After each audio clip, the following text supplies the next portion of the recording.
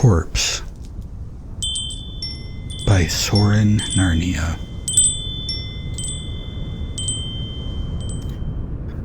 My name is Oliver Kraft. I am a patient at St. Elizabeth's Hospital in Washington, D.C., and I am probably never going to get out of here while I live. I accept this. I am here because of the Grin Man, who most people call Strom Sullivan. 37 years ago, in 1969, Sullivan was buried in Glenwood Cemetery on Lincoln Road after he died in the electric chair in Tennessee. His great-grandfather, who he never knew, had set up a trust to make sure all the members of the family were buried in Washington, and so the body was brought to D.C. by train. Strom Sullivan was a gambler and an occasionally violent con artist. In 1966, he lost $300 playing stud poker to a man named Hoffman. At the end of the game, they got into a vicious argument, and Hoffman's dog, a Doberman Pinscher that had been sitting beside him during the game, attacked Strom Sullivan, going for his leg and sinking his teeth in deep. Two men had to drag the dog off him. That night, Sullivan limped a few blocks to the motel where Hoffman was staying, picked the lock on his room, entered, and decapitated the man as he slept, using an axe with a broken handle he'd found in a junkyard. Then, Sullivan merely sat in a folding chair outside the room, with the door wide open, examining the wounds the Doberman had inflicted.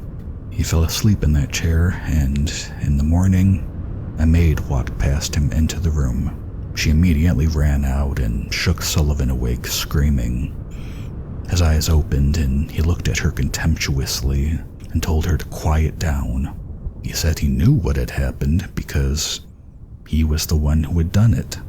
He then got up and walked off, headed back towards his slummy apartment. The police came for him about 4 hours later. He was convicted of first-degree murder and eventually electrocuted, and for years he lay alone, forgotten and undisturbed in Glenwood Cemetery. But in 1991, an organization called the Project for Fair Detainment completed a long study of electrocution deaths in America and trying to make it an illegal form of capital punishment. One of the strongest parts of their case was the lesson of what had happened to Strom Sullivan when he was put to death. According to eyewitness reports that some had tried to conceal, the procedure had almost burned Sullivan's scalp off, and his hands had gone utterly black. The Project for Fair Detainment wanted to exhume his body, take photographs, and perhaps perform an autopsy as part of their evidence to show how horrible electrocution was. They got their wish. So, in 1991, Strom Sullivan was exhumed. 3 people were present when the coffin was opened at the city morgue, and they got a real shock. The damage to Sullivan's body that they had expected was there, but the body was otherwise almost perfectly preserved after more than 20 years in the ground in the cheapest possible coffin. It was impossible, but true. More disturbing still was the look on Sullivan's face. His eyes were wide open, and the coroner present wrote that his lips were stretched wide, showing teeth locked together in a freakish grin. The coroner described himself thinking that Sullivan was laughing at them and would never stop. The body was photographed, and the Project for Fair Detainment got what they wanted. There was no need for an autopsy because the body was so flawlessly preserved that it was visually obvious what the electric chair had done to him. Sullivan was then reburied in Glenwood Cemetery in the same grave. The coroner had no explanation for why the body was in such perfect condition. He had seen such a thing once before, but in a zinc coffin in a family crypt with little exposure to the elements. A year went by, and word got out about the mysterious condition of the corpse of Strom Sullivan. The medical department of Alouette University in Oregon got very interested in the body, wanting to study it to find out what could cause such a pristine natural preservation. Sullivan had no relatives left, so the university was able to get permission to exhume him, once again, as long as the body would be essentially unaltered after their studies and return to the grave within 3 weeks.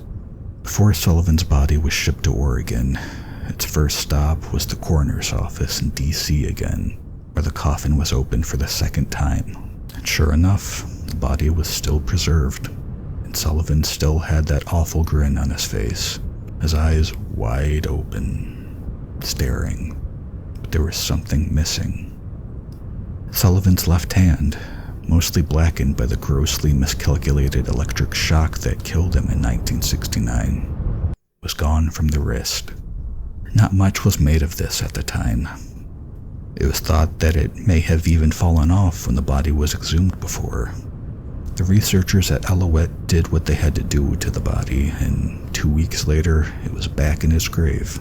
Again, no definite answer was found as to why the body seemed so outwardly alive. Over the course of the next few years, a legend grew about Strom Sullivan's corpse and how it refused to really die, and how year after year he lay there waiting for someone to dig him up so he could see another human face and laugh, happy to be dead and mocking the living. If you grew up in the Brooklyn area of Washington around that time, like I did, there's a chance you may have heard his name mentioned, by kids probably, or around Halloween. A general store in Franklin Street called Elmo's, which closed in 1999, even kept a chair in one corner, occupied only by a sign that advertised it as the actual motel chair that Strom Sullivan had been found sitting in after the murder of the man named Hoffman. The proprietor of the store warned people that anyone who sat in that chair would begin to laugh until they screamed, and then that poor soul's face would freeze that way forever. He said this to me many, many times.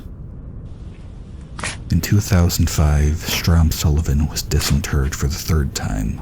2 students from George Washington University snuck out to Glenwood Cemetery one night in June and dug up the coffin because they had heard about the legend and wanted to see if it was true, that this was a body that mocked death and life equally.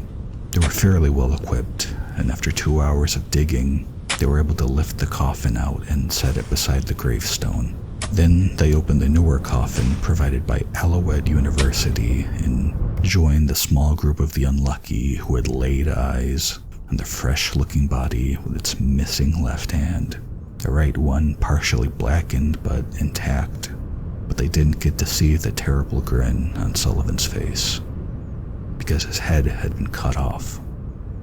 It was entirely gone.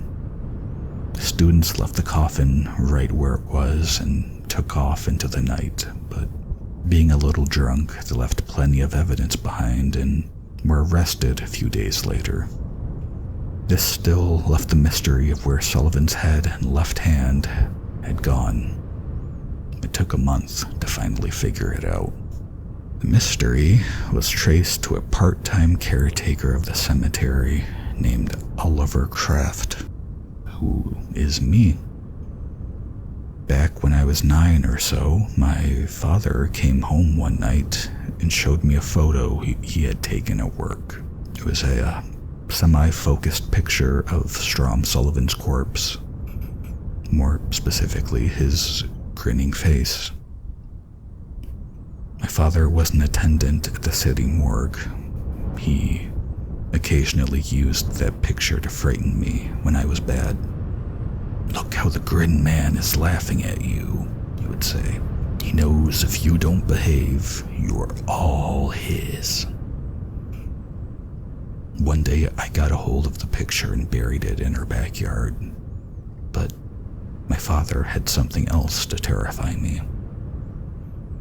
A few months after the picture was buried, I was sleeping in my room after being punished and sent there to remain shut inside it for 3 days. When I awoke in the dark, sensing someone near me, I saw my father sitting in a chair beside my bed. He told me that a lesson had to be taught about forgetting to put the lid on the trash can when it was set out for the night. So he leaned forward and placed an object on my pillow beside my head. It was a blackened, severed hand. "The Grin Man tried to get in here, but I stopped him," my father said. I believed every word, even though I could smell the alcohol on his breath, a smell that always seemed to be there. I had to sleep that night with the Grin Man's hand on my pillow to remind me of how my father had protected me, even though I had been so clumsy with the trash. I spent that night in and out of consciousness, lying on the very edge of my bed to be as far away as possible from the hand. Occasionally I woke up to see it still there in my pillow. When I awoke the next morning, the hand was gone. From that time on, I knew that the Grin Man was always near. I dreamed about him 3 or 4 times a week. I never saw the hand again, but I knew that as long as my father was alive, the Grin Man wouldn't be able to hurt me, and he didn't. Then my father died when I was in one of the hospitals they put me in for killing dogs on the street and some other things. When I got out, I was almost a full adult, but I had no defense against the Grin Man. I was homeless for a while, but one day I saw an ad in the paper.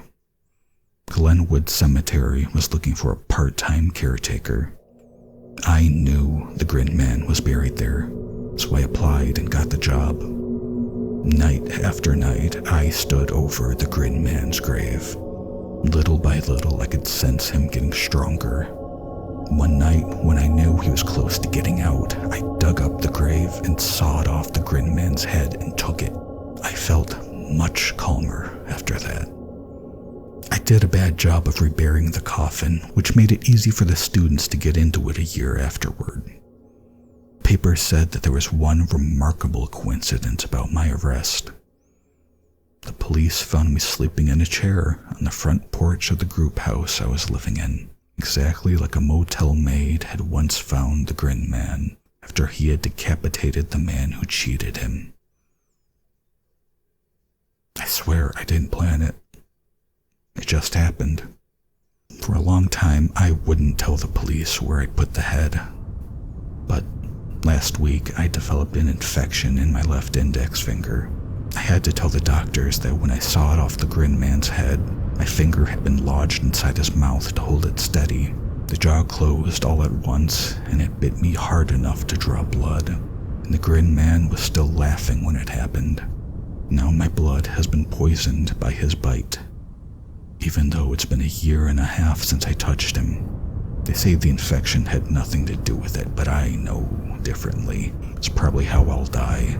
They injected me with some kind of painkiller, and when I was weak, I told them I buried his head in the National Arboretum on the edge of the Anacostia River. The Arboretum is spread out over 400 acres, so I don't think they'll ever find it. There's so many trees and bushes and flowers there, it's impossible to tell just where I put it. The grin is still there on his face. He never stopped laughing, not for a second. I meant to dig a hole 4 feet deep for the head, but I panicked and I only made a hole 18 inches deep. I put the head in facing away from the city so that no one will ever have to feel the Grin Man stare again. I feel better about everything now. All I care about is that I'm cremated, not buried. I'm afraid there may still be a way for the Grin Man to get me if I'm inside the ground.